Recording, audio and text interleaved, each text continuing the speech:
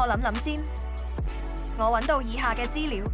香港資訊科技學院係 VTC 轄下第14間機構成員，為應對行業對資訊科技人才嘅急切需求，致力為中學畢業生、在職人士、行業從業員等提供資訊科技 （IT） 及相關科技課程。讀 IT 嘅話，畢業生可以做程式編寫員、技術支援人員、系統分析員、軟件工程師、網絡工程師、系統保安工程師、數據分析師等等。